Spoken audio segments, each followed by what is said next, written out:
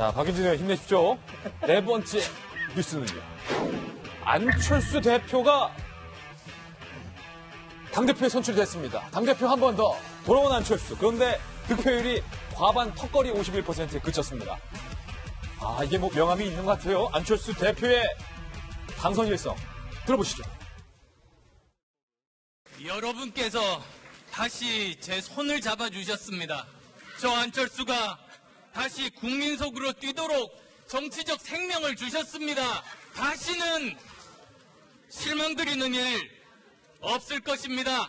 우리는 정권이 바뀌자 거꾸로 펼쳐지는 코드 인사 등 모든 불합리에 맞서 싸울 것입니다. 대한민국의 안전과 평화를 위협하는 주변 세력, 상황 관리 제대로 못하는 무능과도 싸울 것입니다.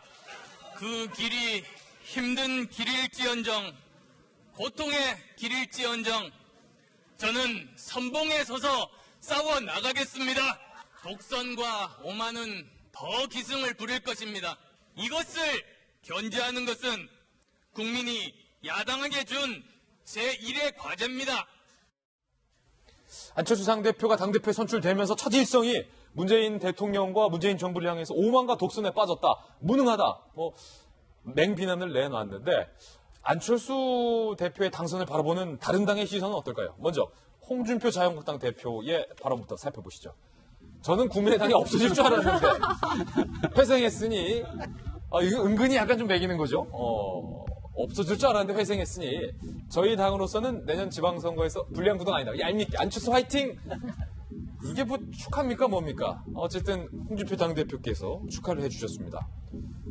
김병민 의원님, 이게 이제 안철수 대표의 일성이 이제 강한 야당, 선명성 있는 야당으로서의 국민의당의 어떤 목소리를 내가 문재인의 입장은 누굽니까? 이걸 다시 한번 하겠다는 건데 일단은 국민의당 지지율이 5%가 안 돼요. 그거를 먼저 회복하는 게 안철수 전 대표, 이젠 대표죠. 안철수 대표가 사실상 국민의당을 이끌어낼 수 있는 지도력을 보여주는가의 여부를 이제 달렸다라고 볼 수 있는 거거든요. 저는 안철수 대표 참 대단하다고 생각해요. 사실 저는 어제 과반 못 넘을 거라고 생각했거든요. 왜냐하면 현재 국민의당의 거의 대다수의 당원을 호남 지역에 있는 분들이 차지하고 있는 것 아니겠습니까? 안철수 전 대표 입장에서는 호남의 민심을 어떻게든 끌어당겨야 되는데 이번 전당대회 출마하면서 얘기했던 거는 호남 지역의 민심들을 떠받드는 정당이 아니라 호남을 극복하는 중도 정당을 얘기한 거예요. 그렇게 가면서도 어쨌거나 과반 득표를 이뤄냈기 때문에 안철수 대표에게 다시 한번 마지막, 미워도 다시 한 번의 기회를 준 겁니다. 이 미워도 다시 한 번의 기회를 어떻게든 이겨내서 일단은 바로 돌아오게 되는 가을 정기국회가 있지 않습니까?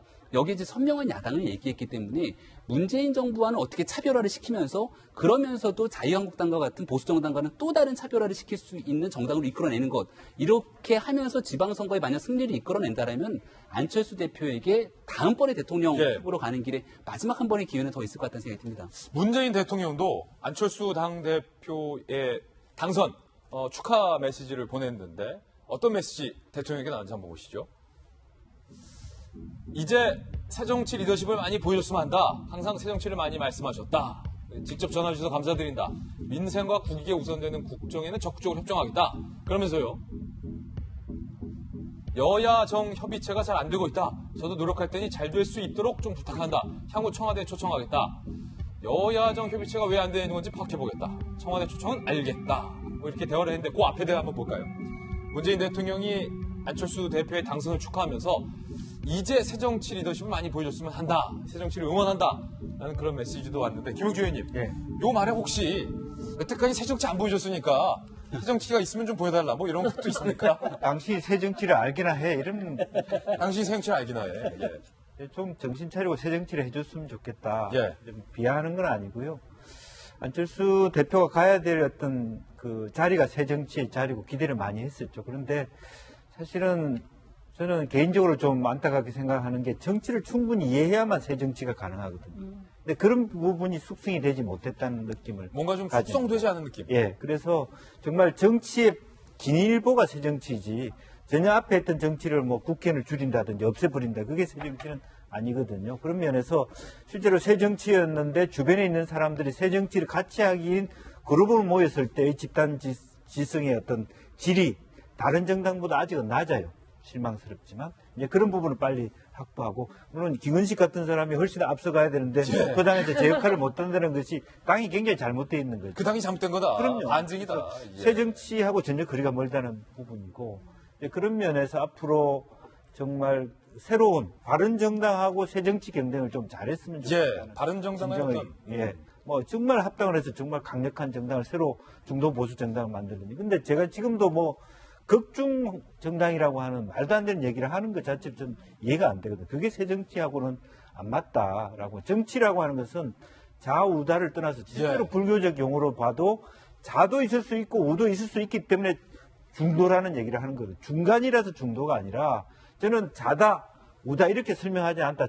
좌만 진실이고 우만 진실이라는 말을 믿지 않는다. 우리가 한국 사회를 개혁해 나가는 데는 어떤 데는 좌의 정책, 어떤 데는 우의 정책이 필요하다는 걸 느끼고 가야 가는 게 중도 정책. 그게 중도다. 나는 아무것도 안 하고 여기 있으려면 왜 정치를 하고 왜 나왔냐 이거죠.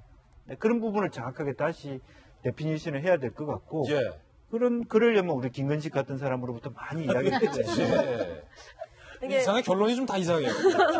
왜냐면 민주당이 지금 내부에서 야당의 목소리를 내는 세력이 전혀 없잖아요. 이제 그렇게 되다 보면은 지금 이제 중도라는 건 이제 좌우에 있는 애매한 부분이라고 했지만 사실은 저는 굉장히 태도의 문제라고 보거든요. 그래서 같이 이제 뭐 대통령이나 여당이 정한 그런 노선이지만 아닌 건 아니라고 말할 수 있는 세력이 어딘가는 존재는 해야 돼요. 그렇기 때문에 중도 세력이 반드시 필요한데, 저는 이제 국민의당을 살리기 위해서는 안철수밖에 대안이 없었다고 생각을 합니다. 뭐 다른 후보가 되면은 이제 국민의당 존재 이유 자체가 사실상 무너지기 때문에 어쩔 수 없이 안철수가 나왔는데, 그러면 안철수 대표 입장에서는 사실은 굉장히 본인의 정치 생명을 걸었지만 나름대로 그만큼의 리스크도 있어요. 왜냐하면 보통 사람들이 정말 저렇게 벌써 나왔냐, 약간 좀 질린다, 이런 식의 평가도 굉장히 많기 때문에, 그러니까 본인을 희생해서 그냥 당을 살리고, 제 생각에는 본인은 뒤안길로 이제 서서히 당을 이제 살리고, 이제 본인은 점점 이제 리스크를 짊어진 것이 아닌가 그런 생각은 들거든요. 그래서 아무쪼록 전 국민의당 앞으로 행보가 참 되게 기대되고 어떻게 나갈지 좀 궁금합니다. 이제 좀 틈이 있는 얘기 한번 본격적으로 해볼게요. 그냥 평범한 논평 이런 거 안 묻습니다, 저는. 이우식 교수님. 자, 안철수 당대표가 당선이 됐다는 건, 기존의 민주당 내에서, 국민의당 내에서 민주당으로 돌아가자. 위화도 회군처럼. 회군파가 있었고, 민주당보다 우리가 더 강한 왼쪽으로 가자. 극좌파가 있었습니다. 그런데 안철수 대표가 됐다는 건 민주당으로 돌아가지도 않고, 극좌로 가지도 않고, 기존의 국민의당대로 중심을 한번 가운데 잘 잡아보겠다. 이걸 다시 말하면, 바른정당과도 연계할 수 있고, 뭐 더 나아가서 연대의 범위를 넓힐 수도 있다는 걸로 들리는데, 그 누구랑 손잡쓴 겁니까? 일단 안철수 대표의 당선으로 일단 민주당과의 합당이라든지 민주당과의 연대 가능성보다는 일단 중간에 있는 바른정당과의 협력의 가능성이 훨씬 높아졌죠. 그건 분명한 사실이고요. 그다음에 내년 지방선거에서도 아마 이제 독자적으로 생존을 모색하겠지만 힘에 붙이면 아마 바른정당과의 선거 단일화 정도의 연대는 충분히 가능하지 않을까. 후보 단일화는? 예, 그렇습니다. 그 정도는 할 것 같고요. 지금 김영주 의원님 말씀하시는데 정말 뼈아픈 지적이시고 거기에 또 저를 계속 좀 말씀하셔서 더 정말 제가 뼈가 아픈데요. 안철수 대표는 사실은 이 부분은 죽기를 각오하고 나온 겁니다. 왜냐하면 이번 당대표가 됐지만, 당대표도 어렵게 됐습니다. 사실은 어렵게 된 건데. 51%? 예, 됐는데, 내년 지방선거에서 만약에 지면 정치 생명 끝나는 거 아닙니까? 사실 독배를 든 셈이거든요. 그러니까 어떤 의미에서는 자기 스스로의 이 다음 자기의 정치적 입지를 위해서는 정말 리스키하지만 독배를 들어서 그 독배를 먹어본 결과로 살 수 있으면 살고 죽으면 죽겠다라는 지금 심정이기 때문에 저는 앞으로 형보는 좀 두고 봐야 될 것 같은데, 중요한 건 정말 새정치라고 하는 안철수의 본래의 트레이드 마크가 지금 얼마나 그대로 남아있느냐의 문제예요. 새정치 자체가 애매하고 그동안 보여준 게 없기 때문에 저는 그래서 지금 제가 생각하는 안철수 대표의 새정치에 대한 그 어떤 쟁점은 지금 과거처럼 뭐 국회의원 수를 줄이고 이런 게 아니라 중도 정치라고 하나, 극중주의라고 본인은 표현했습니다만, 저도 극중주의가 좀 뭐 마음에 들은 표현은 아닙니다만, 중도 정치라고 하는 대한민국 정치사에서의 새로운 시도를 한번 해보겠다는 게 정치 같아요. 그러니까 좌우에 흔들리지 않고, 어저께도 취임 선언문에서도 그 배타적인 좌파가 되지 않고 수구적인 우파가 되지 않겠다라고 이야기했기 때문에 중도 정치라는 새로운 지평을 열어봄으로써 아마 새 정치의 새로운 모습을 보이려고 노력하지 않을까. 그것이 우리 내년 지방선거의 승패를 가릴 것이고 거기에서 진다면 정치 생명도 건다고 생각을 합니다. 만약에 지방선거 지면 정계 은퇴다. 이 독배는 독배예요. 과연 어떻게 국민의당이 변모하게 될지 한번 계속해서 지켜보겠습니다.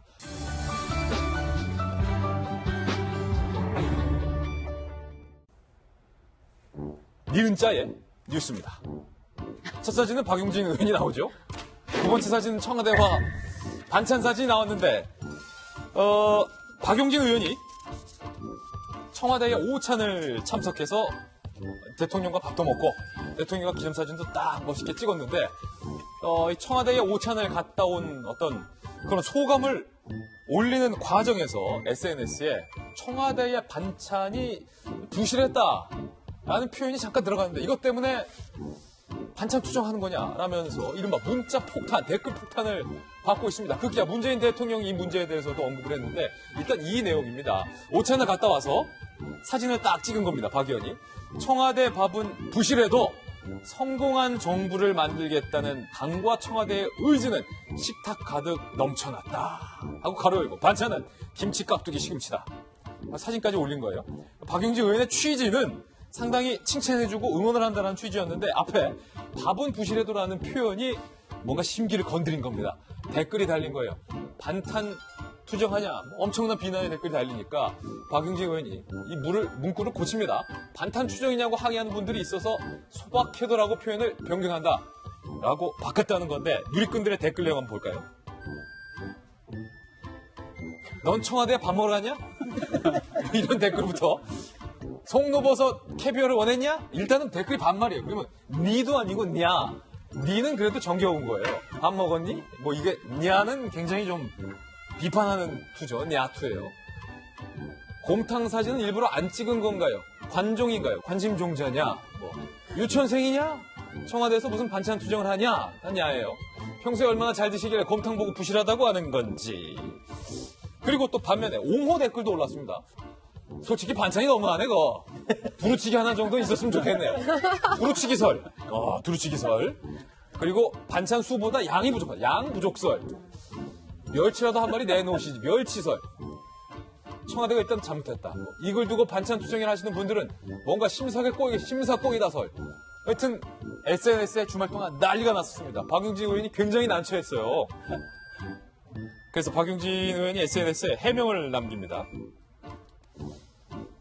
반찬 투정했다며 댓글이 주렁주렁 달렸다. 오해들 마시라. 반찬 투정 아닙니다. 청와대가 식사가 소박하고 간결했다. 어차피 내가 위험이 심하다. 밥을 잘 먹지도 못한다. 죽 한 그릇 더 얻어먹었다. 양이 적다고 하신 분들도 있었지만 설마 국회의원이 청와대 오찬 다녀서 반찬 투정하겠느냐. 다른 오해는 없으시길 바란다. 급기야 문재인 대통령이 이걸로 SNS까지 올렸습니다. 이 대통령까지 나설 일입니까 이게? 박용진 의원의 그런 역설적인 표현으로 여유 있게 봤으면 좋겠다. 박용진 의원 자신이 SNS에 글을 올렸기 때문에 SNS상에서는 티격태격할 수도 있지만 그것이 기사화되는 것, 우리 정치를 너무 잘게 만드는 것이 아닐까 한다. 저는 기사 안 쓰고 있었는데 대통령께서 언급하셔서 오늘 기사가 된 건데, 김 교수님 일단은 사건 규명해보자고요. 이게 박용진 의원의 반찬 투정이냐 아니냐? 저는 박용진 의원이 사실은 현직 대통령이 직접 언급한 사건이 됐기 때문에 굉장히 정치적으로 성공했다고 봅니다. 박용진 의원의 정치적 그렇습니다. 성공. 그다음에 우리 박용진 의원이 우리 매주 나오기 때문에 더 옹호하는 건 아니지만, 사실상 저 정도의 현역 국회의원이 청와대 오찬장 갔다 와서 저 정도의 SNS 올린 건 놓고 갑론을박하면서 또 댓글 달리는 것 자체가 우리나라의 정말 정치 풍토에서 좀 씁쓸함을 보여주는 거고요. 아니, 이거 자체의 음식이 부실할 수도 있다. 부실하다고 생각할 수도 있는 것이고 소박하다고 생각할 수 있는 건데, 이 박용진 의원이 올린 글의 전후 맥락은 부실하다는 데 방점이 있는 게 아니라, 부실했지만 청와대에서 당정청 간에 정말 성공한 정부를 만들기 위한 노력은 정말 좋았다라는 걸 강조하기 위한 거잖아요. 뒤쪽이 강조다. 네, 그게 강조한 건데, 청와대 음식이 부실했다는 그 부실한 단어 하나 가지고 정말 우리 또 진희 선생님을 좋아하시는 분들이, 이지 선생님을 좋아하시는 분들이 막 지금 댓글 단 것 같은데, 저런 것이 정말 계속 말씀드립니다만 문 대통령 도와드리는 게 절대 아니고요. 오죽했으면 대통령이 바쁘신데 또 댓글 달아서 또 설명해 주시지 않습니까? 박용진한테 뭐라 하지 마라. 뭐라 하지 마라. 이건 역설적인 표현이다. 그러니까 반찬이 부실했다는 건 역설적인 표현이지, 사실상은 우리 민주당하고 청와대가 잘하자는 것을 지금 긍정적으로 쓴 거다라고 이야기를 하고 있잖아요. 그러니까 저는 저런 거 다시 한번 이제 뉴스거로 되고 싶지도 않고, 정말 저런 댓글 다시는 분들이 얼마나 할 일이 없는지 모르겠습니다만, 대통령을 정말 도와주려면 저런 식의 정말 쓸데없는 댓글 좀 달지 마시길 바랍니다. 그럼 박용진 의원 계속 저 길로 계속 자기 스스로 일관되게 올고진 길을 가시길 바랍니다. 반찬 투정이나 반찬 투정이다. 뭐 이런 식의 취지인데, 김영주 의원님. 저는 댓글로 너무 심하게 다투는 건 적절하지 않지만, 러시아 문학이 왜 위대한 줄 아세요? 러시아 문학 왜요? 짜르 시대에 검열이 치열했기 때문에 자기 검열을 한번 여러 가지를 해본 겁니다. 러시아 전문가. 예, 예. 그렇기 때문에 실제로 국회의원 정도 되면 자기가 아무리 소박한 자기 글을 쓰더라도 예.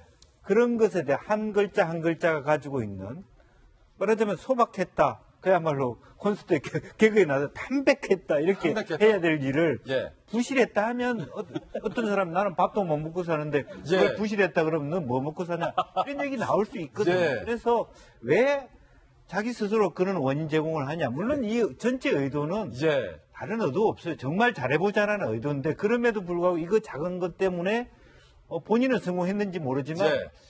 국어에 상당히 문제가 있다. 이렇게. 국어에 문제가 있다.